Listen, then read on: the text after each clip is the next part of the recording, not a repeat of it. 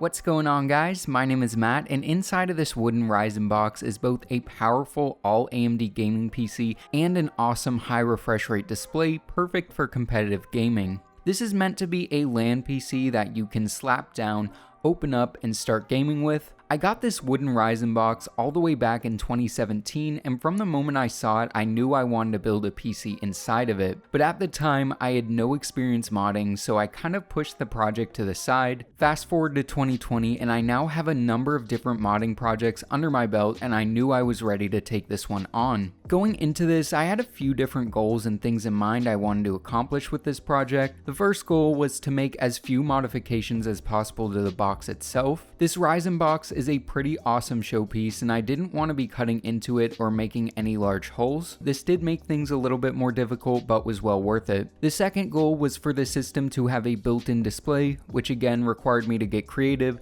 but in the end it turned out even better than expected. The first thing I decided to work on was mounting the parts. Because I didn't want to attach anything directly to the box itself, I decided that making a frame for everything to mount to would be the best thing to do. The main limitations were it not only had to fit inside of the box, but there also need to be plenty of space to plug in cables for things like peripherals and enough room for the monitor to sit inside of the box when closed. I started by doing some measurements to get a good idea of the space I was working with. With those measurements and the measurements for standard components like an ITX motherboard and SFX power supply, I began planning how everything was going to be laid out. When doing a project like this, I like to make a bunch of drawings and do a lot of thinking before I order any materials and start building. I've used a lot of angle and bar aluminum in past projects and decided using wood would be a good change of pace and fit better with this project. What I went with were a number of different wood dowels. These 3-foot wood dowels are pretty cheap and readily available at places like Home Depot. I got a few different sizes, but only ended up using these 1/2 inch by 1/2 inch by 3-foot ones. Going off my plans, I started by cutting down 8 pieces,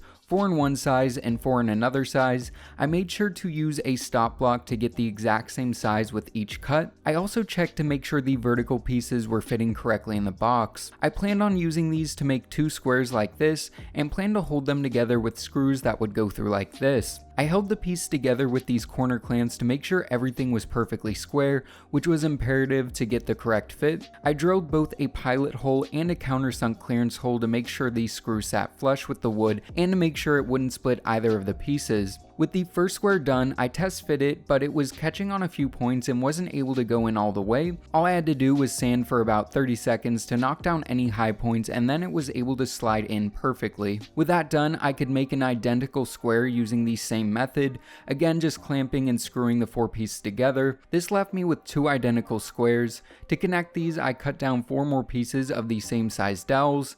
These would need to connect in areas that already had screws going through them, so I had to connect them using only wood glue. I started with one of the squares, gluing and clamping each piece into place. Also, you may not think that just gluing these would be enough, but in reality, wood glue actually creates a ridiculously strong bond, and the wood itself would break before the glue joint would. After letting that dry for a few hours, I went ahead and connected the top square with more glue and the same corner clamps. I couldn't clamp them one at a time like when they were separate, so I had to glue and attach all 4 points at once. With that done, I had a basic frame and was happy to see it slip right into place. With this frame done, I could now start to figure out how each component was going to mount to it. I decided to put the motherboard to the top left corner, but needed another area to screw the right 2 holes in. To do this, I simply attached another dowel running top to bottom. This one I just attached with a few screws. Next, I set the motherboard exactly where I wanted it and marked the 3 spots for standoffs. I wasn't able to do the 4th one right away because it was offset from the others. To install the standoffs, I used these pretty neat threaded inserts. You just drill a hole slightly smaller than them,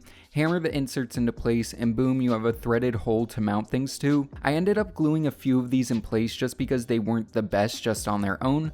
Doing a quick test fit, and I was happy to see the motherboard installed just how I wanted it to. With it in place, I decided where to mount an extra piece that I could attach the 4th and final standoff to. To mount the GPU, I need to put it vertically because there wouldn't have been enough room to mount it in a traditional manner. To do this, I decided to use one of these universal vertical GPU mounts that are meant for full-size desktop cases. These have a metal bracket and a 16x PCIe extension cable that allows you to mount the GPU away from the PCIe slot. I put the GPU into the riser, and once I knew where I wanted it, I marked 2 holes for mounting screws. For these 2, I drilled holes and installed threaded inserts. I decided I needed a second support, so like I did for the motherboard, I just attached another dowel here. For these mounting points, I just drilled a few holes and attached screws directly into them. The next part to figure out was the power supply, which is where I had to get the most creative. After visually looking at a number of different ways I could mount it, I decided to mount it in this orientation with the internal cables facing up and the power input facing down. I couldn't find any way to mount it directly using the normal mounting holes, so I had to figure out how to mount it indirectly. I started by using these 4 pieces of wood, which I glued and then clamped together to make a single block. I took this block, hand planed it down, sanded it, and squared off the corners. To attach this to the power supply, I used a whole bunch of VHB tape that creates a strong semi-permanent bond. I made sure to apply a lot of pressure for about a minute to ensure the power supply was well secured. With the block attached, I could then find the exact place to mount it. I made 3 holes through the frame into the block, then screwed in 3 screws to secure it. This ended up working out really well and created an overall secure connection. With that in, I remounted the motherboard and GPU so I could see it all together. I slid the whole thing into place, and I was happy to see it still had a perfect fit. Even all the power cables fit fine, with the exception of the GPU power cable that just didn't have enough room to fit normally. Luckily, I found this 180-degree PCIe power extender that allows you to use GPUs in low clearance situations like this one. You just plug it in and then plug your GPU power directly into the extender. This is honestly one of the cooler PC hardware accessories I've found recently, and I'll link it down in the description for anyone who wants to check it out. The final thing to do was stain the wood frame to match the wood box. I couldn't find the exact stain color, but I used this special walnut color that was a pretty decent match. Not perfect, but good enough. I just used 2 coats, waiting a few hours in between each. I haven't fully decided on how to mount the frame itself to the box. I think I'm going to use these brackets like this, but if you have a better idea, let me know in the comment section below. With the system itself done, which I'll go over all the parts used in it in a little bit, it was then time to figure out the display. After looking at the options available, I decided none of the off-the-shelf displays would be a great option for this. While deciding on what to do, I remembered seeing a DIY Perks video where he turned an old laptop display into a monitor and decided to do the same for this project. This allowed me to use whatever panel I wanted and allowed it to be super thin. Essentially, you use a laptop LCD in combination with a controller board. While the display would normally plug into a laptop motherboard, this controller board takes its place, supplying power, display input, and even audio out. This is a pretty awesome solution and worked out really well. What I went with in terms of a display is this LCD panel that's a replacement screen for a few models of MSI laptops. It's a 15-inch 1080p screen with a 120Hz refresh rate. There isn't too much info on this panel, but it appears to be a TN display, and in my experience using it, I found it was a good monitor for gaming. The colors aren't great, but it serves its purpose well. It's very thin and relatively fragile, so I had to find a good way of mounting it. Luckily, it has these little tabs with holes in them. I decided to use a few pieces of dowels that would attach by these tabs, then the dowels would attach to the box. I first stained these dowels, then I drilled a few holes in each and screwed in 2 screws per tab. Next, I lined up the display exactly how I wanted it and used painter's tape to make a guide on where to attach it. To attach the dowels, I just used the same VHB tape that I used on the power supply. This creates a surprisingly strong bond and allows it to be non-permanent, so I can remove it in the future if I want. These dowels also lift the screen up, which means I was able to hide the cables from the controller board and the menu buttons under it. To attach the controller board and buttons, again, I just used some double-sided tape and hid most of the controller board under the display. I may figure out something to cover up the buttons and make them look nicer, but for now this is fine. The other thing I did was cover this shiny piece with some carbon fiber vinyl to make it look nicer. I just cut a strip, stuck it on, and cut the excess where needed. With all that done, it was the moment of truth time with the system power on and worked fine. I plugged everything in and pressed the power button, and boom, the system was up and running. I was then ready to jump into some games and get testing, but before I talk about performance, I want to go over each of the parts used. Unsurprisingly, this is an all AMD system and is a perfect pairing with this 1080p 120Hz display. Let's start by talking about the CPU.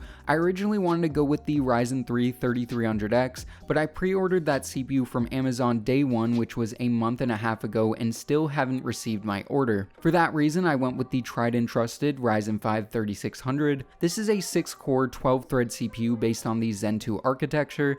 This is probably the best all-around value for the money CPU, coming in at around $175. This can turbo up to 4.2 GHz, but the cool thing is it's overclockable, so there's potential for even more performance. Moving on to the motherboard, I could only really fit a mini ITX board in this system, and for that reason I went with my favorite ITX AM4 board, which is the ASRock B450 ITX/AC. This is a really nice board with all the features you could need, including built-in Wi-Fi and Bluetooth, which is helpful for bringing this places that don't have Ethernet. You will have to use one of these types of antennas, but overall this board works great. For memory, I'm using a 16GB kit of Team Group's new Extreme RGB RAM that runs at 3600 MHz. This is a great pairing with the Ryzen 5 3600 because Ryzen CPUs love fast RAM. This is a pretty cool design with diffused LEDs, and because this is a 2-stick kit, it's running in dual channel operation, which is also very important. To cool the CPU, I used one of the OG Wraith coolers. I think this one actually came with an FX 6350, but it still works fine on AM4 CPUs.